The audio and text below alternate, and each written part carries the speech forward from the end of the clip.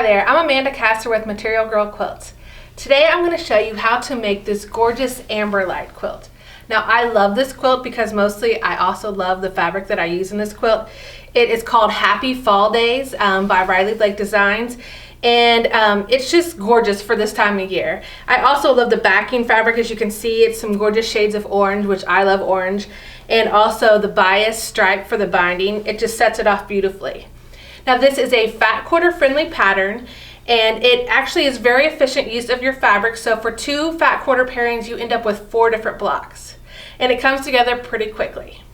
Now if you are a member of Material Girl Society, as a reminder, you will have access to the PDF pattern for this quilt. If you aren't a member, please head to my website materialgirlquilts.com and click on membership in the menu bar to learn more. So let's get started. Now here's a look at the finished quilt block. The first thing we're going to do is pair up some fat quarters how you would like them within the blocks. So you'll select 2 fat quarters that you want to pair together within the blocks, and with those 2 fat quarters you will end up creating a total of 4 blocks for each pairing. So here is one finished block, and to make this block, what you'll need to do, we're going to first start with the outside corners, these half square triangles. And so here's one finished one, and what we're going to do is make them, so for each fabric pairing that you have, you will end up with 2 blocks that look like just like this, and then you'll have 2 blocks with where the fabrics are in the opposite positions. So we're going to work on the opposite position block now. So to create our half square triangles, we will select a 5-inch print square and a 5-inch background square, place them right sides together, and you'll draw a line along the diagonal and then sew 1/4 inch on either side of that line. I have seam guide tape on mine, so I'm not going to draw it, but that's what you'll do.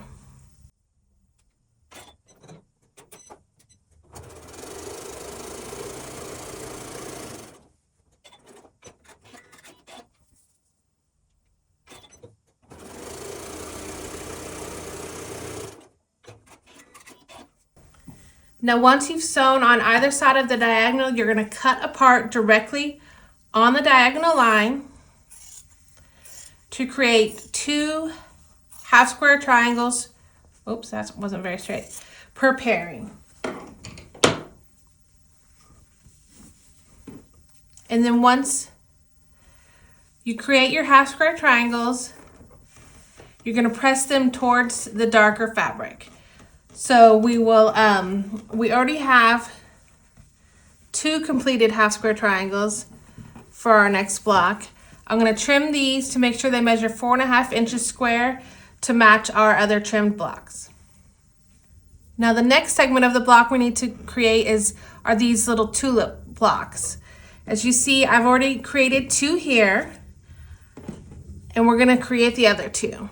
So to start those, you will select a 5.5 inch print square and a 5.5 inch background square, and again create some half square triangles with these 2 squares.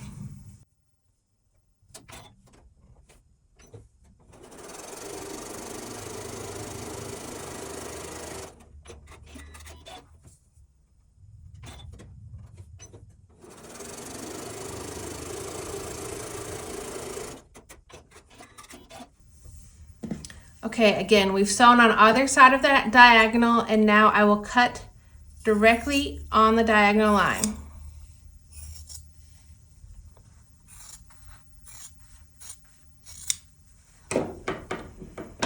And again, these we will press toward the dark fabric. These we will not trim, we're just going to press first. Okay, now once you have the half square triangle pieced for these tulip blocks, you're then going to place the same fabric, a 5-inch square, right sides together across that half square triangle.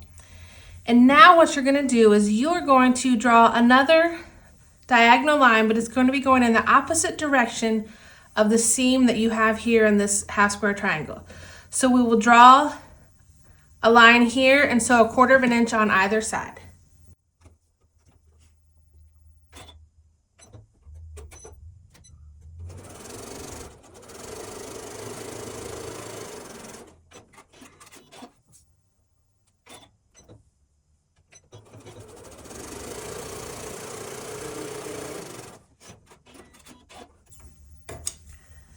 Okay, we've sewn on either side of the diagonal, and again we are going to cut directly on the diagonal line.